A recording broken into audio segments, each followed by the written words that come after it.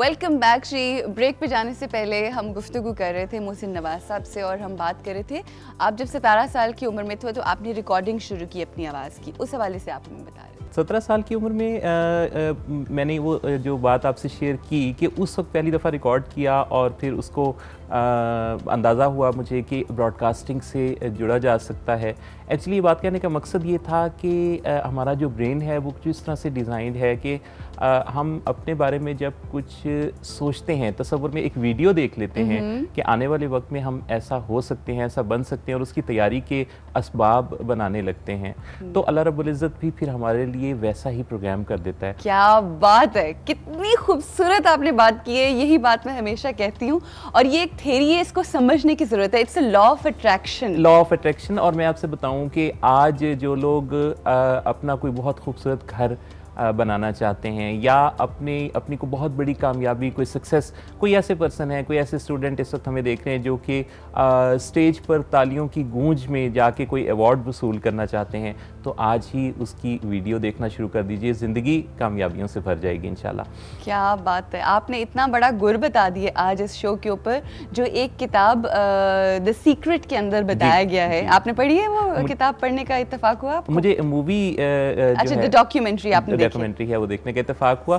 और वैसे जिस इदारे में मैं काम करता हूँ विलिंग वेव्स, मेरे टीचर डॉक्टर सदाकत अली, जिनकी बातचीत हुई भी सुन रहे थे, जिन्होंने जो मेरे लिए एक बहुत बड़े मोहसिन है, नाम तो मेरा मोहसिन है और हैं वो मोहसिन, तो बहुत मैंने सीखा है उनसे। 12 साल से मैं उनके साथ काम करते हुए अपने अंदर जो मैंने चेंज फील किया, वहाँ हम चूँकि काउंसलिंग की सर्विसेज देते हैं, लोगों के जो इमोशनल प्रॉब्लम्स हैं, बिहेवियरल डिसऑर्डर्स हैं, उन पर काम करते हैं। तो उस इदारे में काम करते हुए न सिर्फ ये कि एडिक्शन साइकेट्री, बल्कि मूड मिजाज के जो प्रॉब्लम्स होते हैं उनकी स्किल्स को सीखने का माहौल होता है। तो उसमें अपने जो क्लाइंट्स हैं उनके साथ, मतलब मूड मैनेजमेंट के हवाले से आप लोग सिखाते हैं? मूड मैनेजमेंट, और उसमें जो है वो इस तरह की स्किल्स। मैं आपसे बताऊं कि बड़ी अहम बात अपने नाज़रीन से और आपसे शेयर करना चाहूँगा कि 30 साल, 50 साल, 100 साल पहले का जो इंसान था उसके मसाइल मुख्तलिफ थे। राइट। लेकिन आज के इंसान के जो मसाइल हैं, उसके माहौल, उसके सकाफ़त की तब्दीली की वजह से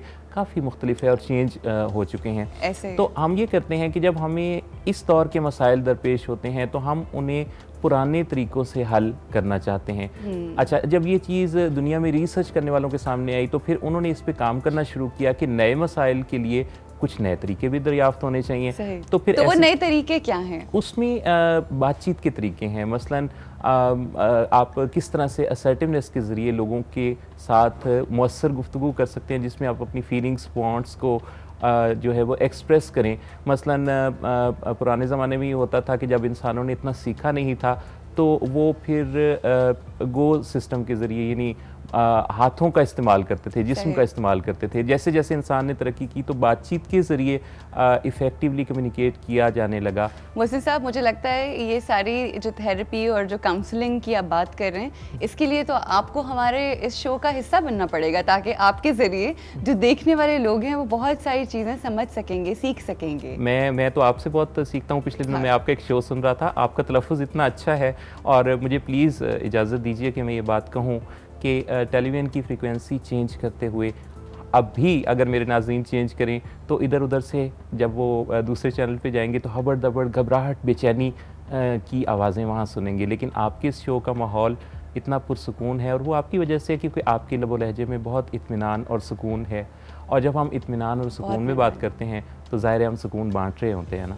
बेशक, बहुत खूबसूरत बात आपने बहुत ज़्यादा तारीफ़ कर दी। मैं इतनी तारीफ़ों के लायक नहीं हूँ, मगर मैं आपके बारे में ज़रूर एक बात ही कहना चाहूँगी कि जिस तरह से आप यहाँ पर आज आए और आपके साथ आपकी बेगम भी साथ आई और पसे पर्दा मौजूद है, पसे पर्दा इस वक्त मौजूद हैं, और जिस तरह से वो आपके लिए एक स्ट्रेंथ और एक, जिसे कहते हैं ना, फोर्स के तौर पर हर वक्त आपके साथ होती हैं। और मैं सॉरी आपकी बात करती, मैंने कहा असल में आप सहेलियों को बहुत ज़्यादा ख्याल रखती हैं, तो वो हुई आपकी सहेली, तो इसलिए उनका जिक्र तो कर रहा। आप घर वाले हैं ना आप मेरी सहेली के घर वाले हैं तो मुझे पता है बिल्कुल उनका जिक्र इसलिए क्योंकि कहा यह जाता है, और ये एक फैक्ट है कि एक कामयाब मर्द के पीछे एक औरत का हाथ है, और वो इस वक्त आपके साथ मौजूद हैं। वो यहाँ पर तो नहीं आई, मगर यहाँ पर हम भी मौजूद हैं और बहुत उनका कंट्रीब्यूशन है आपकी ज़िंदगी में। उनसे कुछ कहना चाहेंगे? माशाल्लाह 2 बच्चे भी हैं आपके। जी जी, मैं आपसे बताऊं कि बड़ा एक अहम फैसला होता है जीवन साथी के इंतखाब का।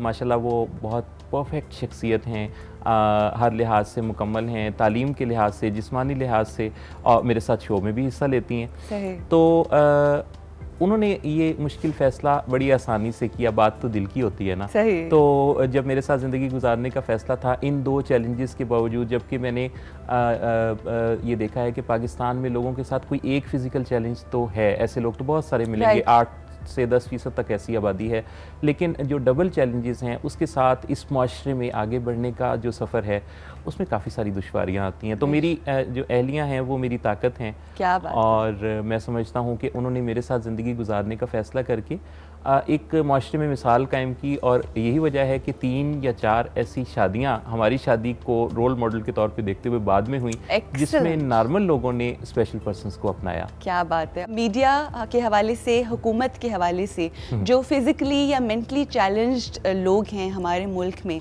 उनके लिए क्या होना चाहिए, आप क्या सोचते हैं, आपका क्या विजन है इस हवाले से? मैंने तो इस हवाले से चूँकि अपनी ज़िंदगी में बाकायदा एक कैंपेन शुरू की कि मीडिया के थ्रू ऐसे पर्सन्स को इंट्रोड्यूस करवाने का फॉरम ज़रूर प्रोवाइड करना है।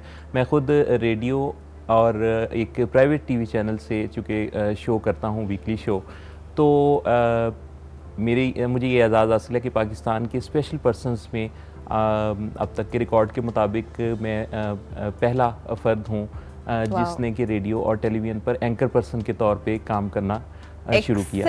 एक्सीलेंट। इसके लिए बड़ी कोशिश करना पड़ी उरूज, और बात करना पड़ी, साबित करना पड़ा।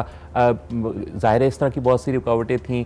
माइक्रोफोन को फेस करना तो चलें, वो एक आवाज़ का रिश्ता है, लेकिन कैमरे को फेस करना और कैमरा से के ज़रिए, क्योंकि ये तो डायरेक्टली आपका आई कांटेक्ट है, तो इस बारे में ये प्रूव करना, इसके लिए बाकायदा बातचीत और काफ़ी कन्विंस करने के बाद तो अब अल्हम्दुलिल्लाह ये स्टेज है कि कैमरा पर जब बात होती है, या मैं अपने टीवी के शो में या रेडियो के शो में जब बात करता हूँ, तो बहुत अप्रिसिएशन भी मिलती है। और मीडिया एक इंडस्ट्री है, और मैं आपके इस चैनल, इस ख़ास प्रोग्राम के तवस्सुत से ये बात कहना चाहूँगा कि प्लीज़ मीडिया की इस इंडस्ट्री में पाकिस्तान की 8 से 10% आबादी पर मुश्तमिल स्पेशल पर्सन्स को ज़रूर मौका दीजिए।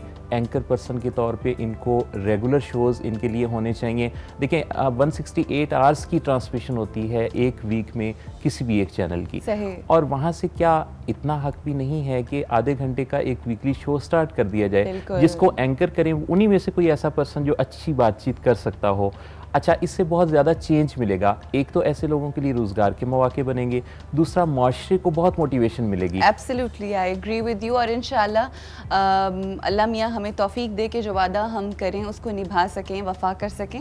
आपसे इंशाल्लाह ये वादा है कि ज़रूर इस हवाले से हम कुछ सोचेंगे, और मैं अपनी मैनेजमेंट से ज़रूर बात करूँगी कि ये जो आइडिया है इस बारे में सोचा जाए, और जो आपका विजन है इंशाल्लाह आपसे मुलाकात भी रहेगी और मज़ीद बहुत सी बातें होंगी। ब्रेक लेंगे, और ब्रेक के बाद हम आपसे मुलाकात करेंगे, मगर जाने से पहले वेरी क्विकली एक चीज़ जो मैं भूल गई हूँ वो ये कि सर ये अवार्ड है एक आपके लिए हमारे इस शो की तरफ से, A+ because you are A+ Pakistani and we are really proud of you, and this is the certificate of appreciation that is from our show and from this channel, Thank you so much. Just have to tell you that you are a great human being and a true inspiration for all of us. Thank you so much. Thank you so much. Break.